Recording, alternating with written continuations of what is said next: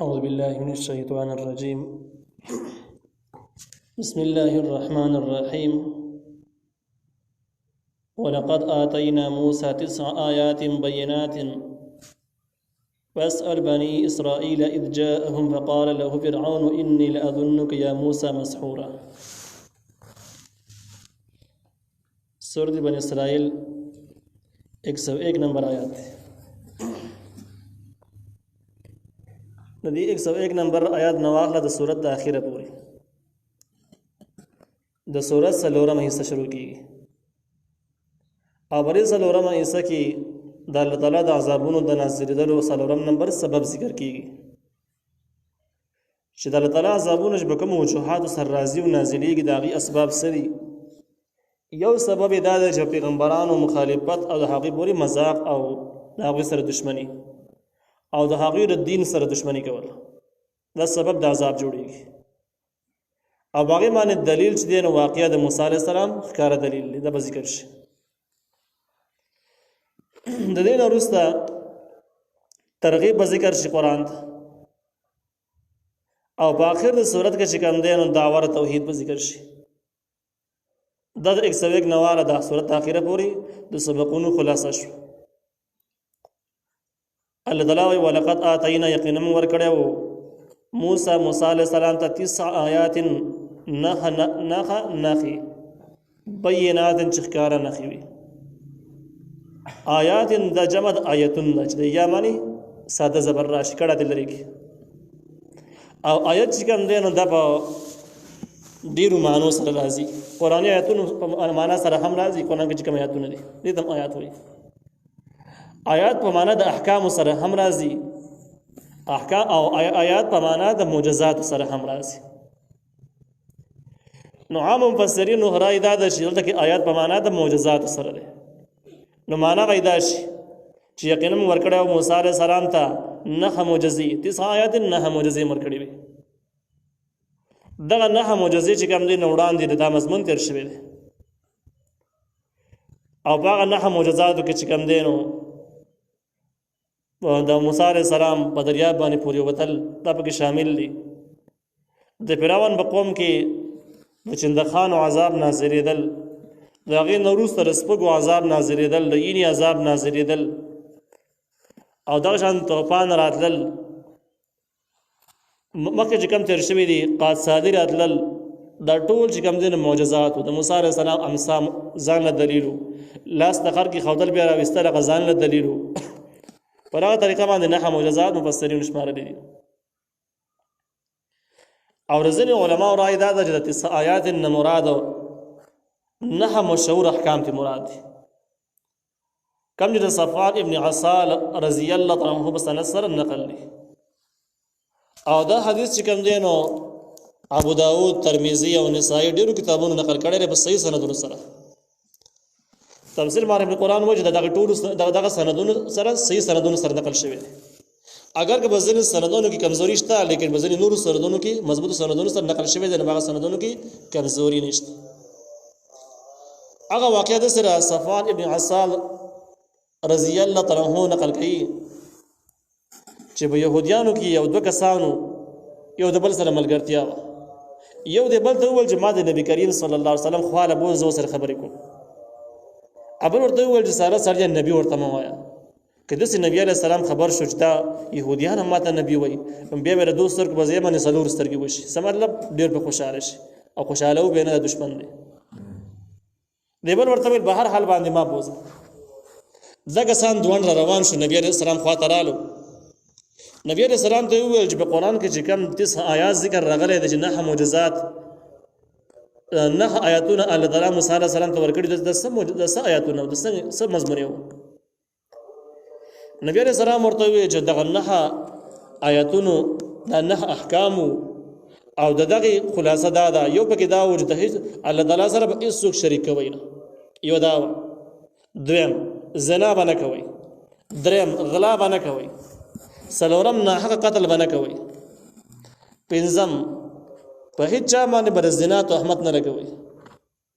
او دا طریقه باندې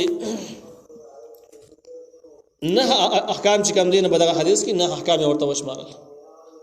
چې دوی وشمارل نو دغه دواړه کسان چې کوم دي دغه حیران شو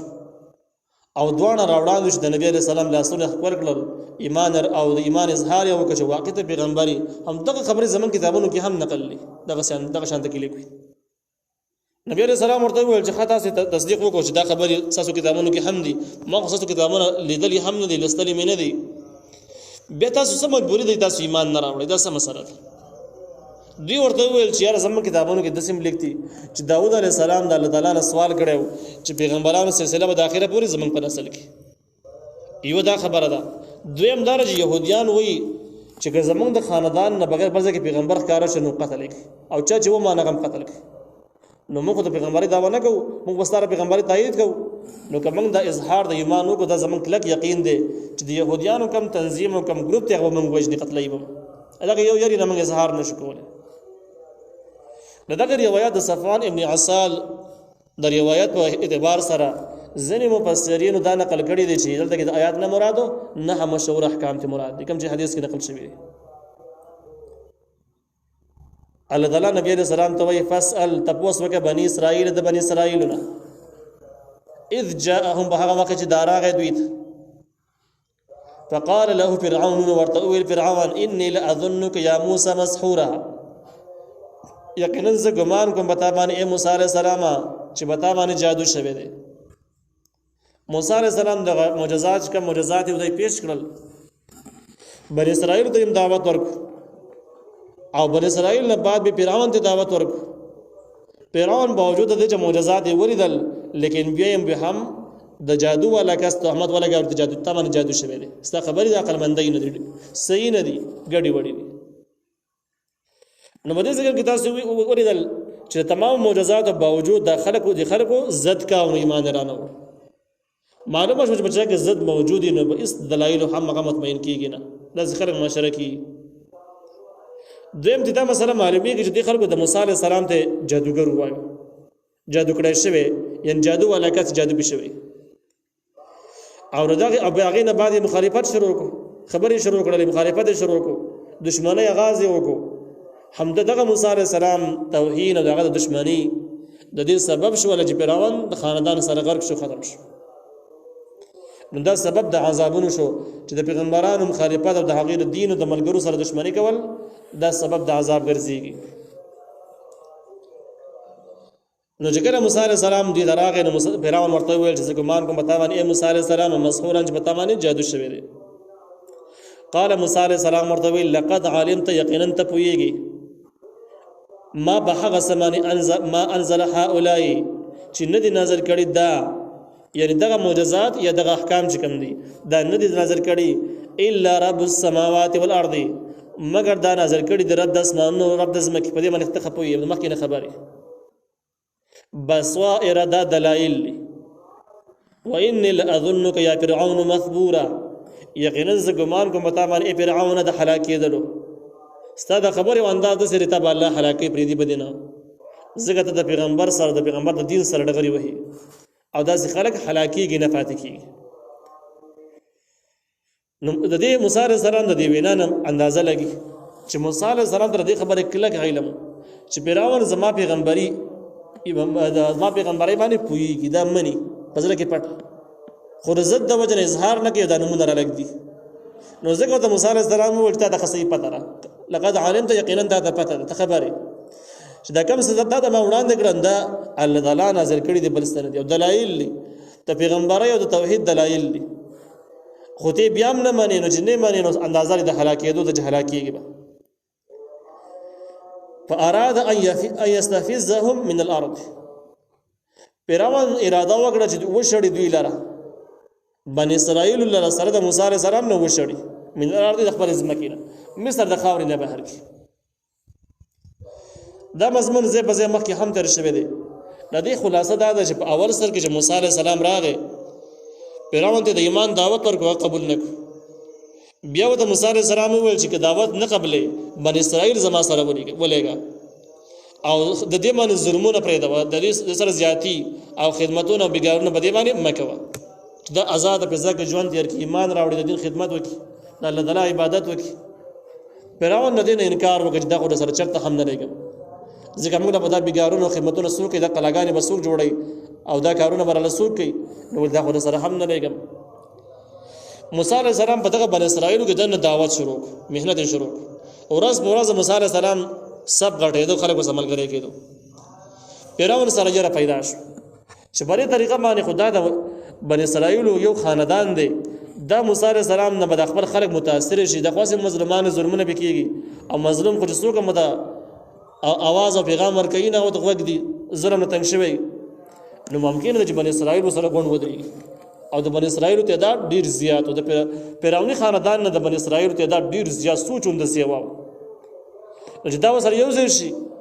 نو بیا بدلته کې اسلامي نظام په مصر کې قائم شي او زما دغه فرعونیت او د دروغ خدایتوب داوی د به ختم شي. نو فرعون مناسب دا وګڼل چې بني اسرائیل د خپل علاقې نشته وشړي لري د نږدې نه په حمله ونه کې، د نږدې نه حکومت قبضه نه کې، چې بهر یو باسي چې بس بیا به د بهر نه حمله کې مشکلې دنه نه خو زیات نقصان پیښیږي، نو د شړلو اراده وکړه. لیکن دې ځکه یو سوال دی چې بني اسرائیل فرعونیانو نه زیات او بیا فرعون یریده چې د موسی علیه السلام په لاس باندې منظم کیږي او نظام به قائمي، نو شړلو اراده وکړه، نو چې دوی زیات د فرعون غلامي ولې کوله او دې ځان ازادي انقلاب مخې نه ولې نه راوسته د موسی علیه السلام نه وړاندې. دا غي جواب مخې قرآن ذکر کړی دی، دا وړاندې تر شوی دی چې وجعل اهلها شيعا،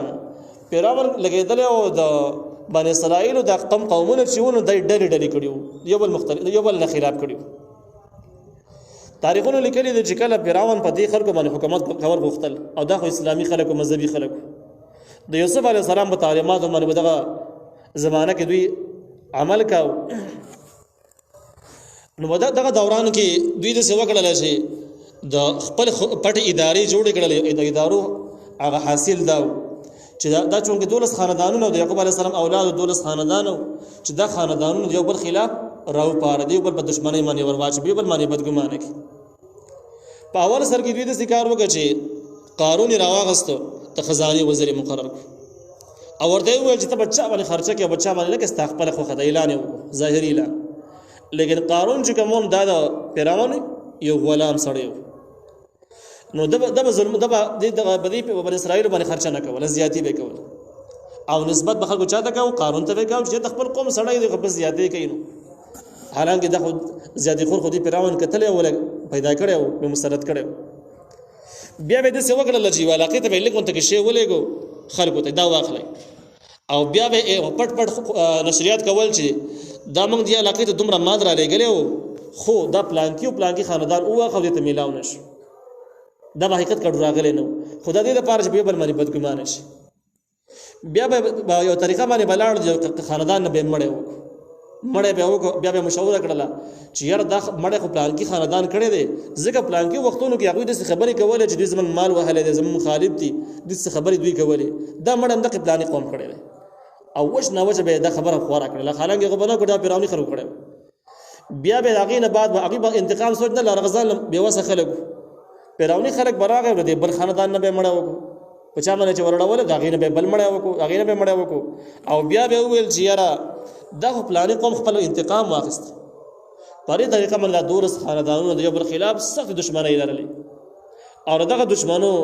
نتیجه دا شوله چې دوی یو کېدې نشو، خپل قوت به حل کولای نشو، ټول عمر د غلامۍ کې تیر او د فرعون د غلامۍ کې تیر. نو دې ځکه کې د فرعون سره شکونه ولاړ شو چې اصل نه چې دغه موسی علیه السلام دغه ماج په دونه پر قواعد پیدا کړل د خلک بیا منظم کې او زما خلاف راوچت کې د غړل خلک دي.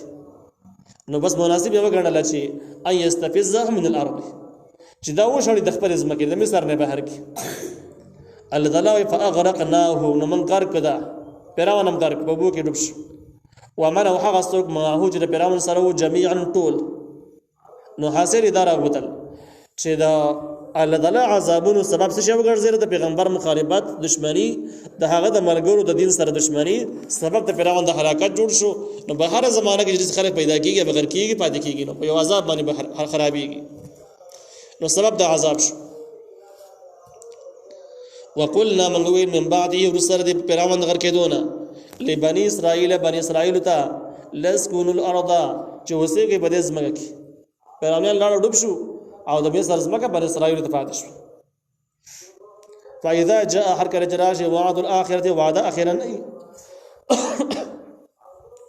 اخرنه وعده د قیامت راشي الله تعالی وای جئنا بكم لفيفا من براول تاسو لره لفيفن په یو ځل باندې په جمع باندې ټول براشي د قیامت اولنې حالت کې به ټول کافرانو مسلمانان یو شانتي کې به جمع سره قبرونه راوځي یو شانتي به ورسته بیا سپونه جوړیږي بیلیږي به ځان کې مسلمانان مزان لشي کافران مزان لشي اعمال په اعتبار سره به جدا جدا سپونه جوړ شي لیکن اول سره کې بدوی یو زیرا شي نو دا جمله وسه د دې وجه ذکر شوله چې ګویا د مصر کم اختیارات او ملکیت چې الله تعالی بن اسرائیل ورکو د عارضی دي مستقل نه دي ولی مستقل نه ځکه بده بس بیا قیامت راتلونکې دي قیامت کې بس نو د هیڅ شي مالک هم نه او څنګه چې فرعونان د مصر مالکان پاتې نشو په دنیا کې غرق شو دغه مسلمانان به هم په قیامت کې د هیڅ دنیا ریاست د ځمکې مالکان نه دا به یو شان د الله تعالی را پاسي وبالحق انزلناه فحق سره موږ نازل کړی دا قران وبالحق نزل حق سره دا قران نازل شوی دی ته یعنی موږ د قران د نازلولو اراده وکړه نازلم کو او دا قران موږ ته دررساو بس ته در ورسید او بالحق نزل فحق سره نازل شتا ته ینته در ورسید وما ارسلناک من نه لګره ته پیغمبره الا مبشرا مگر زیر ورکون کوي چې کوم خلک ایمان او نیک اعمال لري هغه ته پاره بس زیر ورکي ونذيرا او ير ورکون کوي چې څو د دین دشمنی هغه ته د اخرت یری واوري د الله تعالی عذابونه ورته واوري چې دا به در باندې بیا راځي